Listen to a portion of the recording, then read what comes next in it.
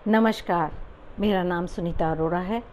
सदीनमा पत्रिका की ओर से मैं 21 मार्च 2023 का संपादकीय प्रस्तुत करने जा रही हूँ, जिसका शीर्षक है रूस यूक्रेन युद्ध पर किताब के बहाने बातचीत। लेखक हैं जितेंद्र जितांशु। जैसा कि हम सभी जानते हैं, कुछ अरसे से रूस और यूक्रेन युद्ध पर बहुत बातचीत चल रही है। बहुत से प्रश्न हैं जनता के मन में और बहुत से संशय हैं। तो आइए संपादक महोदय से जानते हैं उनके विचार रूस यूक्रेन युद्ध पर। रूस यूक्रेन युद्ध को 1 साल से ऊपर हो गया। साल बीतने के बाद भी लड़ाई जारी है। इस युद्ध में दोनों पक्षों के सैनिक लोग मारे जा रहे हैं।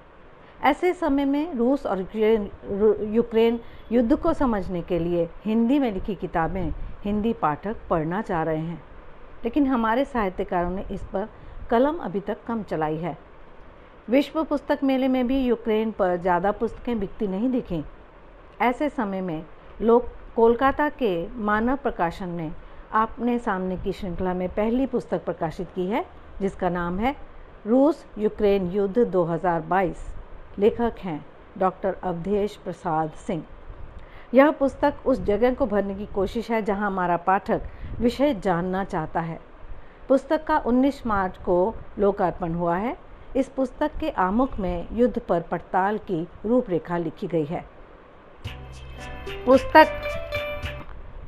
पुस्तक लिखने ने करीब करीब सारी चीज़ों को समेटने की कोशिश की है। हमें अपने पाठकों से जो साझा करना है कि हो क्या रहा है।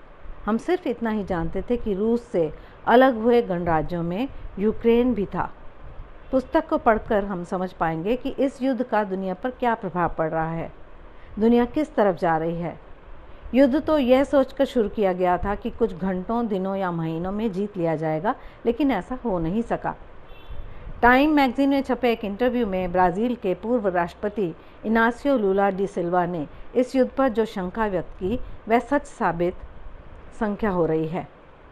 रूस के राष्ट्रपति पुतिन को युद्ध के लिए उतना ही जिम्मेदार मानते हैं जितना यूक्रेन के राष्ट्रपति व्लादिमीर ज़ेलेंस्की युद्ध के लिए। केवल पुतिन दोषी नहीं है। अमेरिका और यूरोप को साफ कहना चाहिए था कि वे यूक्रेन को नाटो में शामिल नहीं करेंगे, युद्ध नहीं होता। पश्चिमी नेताओं की आलोचना करते हुए लुला ने कहा है कि वे यूक्रेन को हथियार देकर शांति की बजाय युद्ध करा रहे हैं। उन्होंने यूक्रेन के राष्ट्रपति के संबंध में कहा कि वे एक तमाशे का हिस्सा हैं। दोपहर, सुबह और रात टेलीविज़न पर होते हैं। यूके, जर्मन, फ्रांसीसी संसद में होते हैं। उन्हें बातचीत की मेज़ पर होना चाहिए। विश्व में एक खास तरह का नैरेटिव चल रहा है, जिसमें यूक्रेन युद्ध पर चीन सहित भारत को विलेन के रूप में दिखाया जा रहा है। द न्यूयॉर्क टाइम्स में हाल में एक लेख में छपा है कि रूस के युद्ध में चीन और भारत में एक बड़े वित्त पोषक की भूमिका निभा रहे हैं। उनकी सोच बहुत ही कपटपूर्ण है, क्योंकि इस युद्ध में भारत का रुख तटस्थता वाला है। भारत मानता है कि हथियारों की आपूर्ति करने की बजाय यूक्रेन समस्या के समाधान के लिए बातचीत और कूटनीति का रास्ता अपनाना चाहिए। पोप और लुल्ला का रुख भारत के करीब है। भारत इस पक्ष में है कि रूस और यूक्रेन के बीच इसके लिए वह रचनात्मक बातचीत के माध्यम से सभी समस्याओं का हल निकालने के लिए गंभीर है और निरंतर राजनयिक प्रयासों की वकालत करता रहा है। फ्रांस, तुर्की देशों के राष्ट्रपति पुतिन से मिलकर इस लड़ाई को बंद करने का आह्वान कर रहे हैं, पर अभी तक कोई परिणाम नहीं निकला है। परिणामतः इस युद्ध के कारण एक तरफ यूक्रेन धधक रहा है तो दूसरी तरफ यूरोप। दुनिया भोजन सहित अनेक तरह की वस्तुओं की कीमतों में अभूतपूर्व की कीमत चुका रही है। युद्ध का रुकना मानवता के हित में ही होगा। डॉक्टर अवधेश सिंह अपनी बात इस तरह ख़त्म करते हैं कि तमाम नैरेटिव को दरकिनार कर रूस यूक्रेन युद्ध को रोकने के लिए विश्व स्तर के प्रयास की ज़रूरत है। मिक्स शांति प्रक्रिया को पुनर्जीवित करना और यूक्रेन में विकेंद्रीकरण की संघीय आंतरिक राजनीति को प्रमुखता देना वाजिब है। साथ ही ना तो रूस ना ही पश्चिमी देशों को यूक्रेन के राजनीतिक निर्णय में हस्तक्षेप करना चाहिए।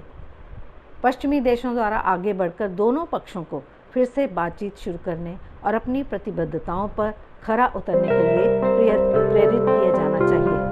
और रूस को पूर्वी से मैं मीनाक्षी सांगनेरी आपको ले चलती हूँ बेहाला अंचल द्वितीय लिटिल मैगजीन मेला में। धन्यवाद। जहाँ पर सब पेचियर आसर शिशु भवन जन कल्याण बेहाला चौरस्ता में द्वितीय लिटिल मैगजीन मेला संपन्न हुआ।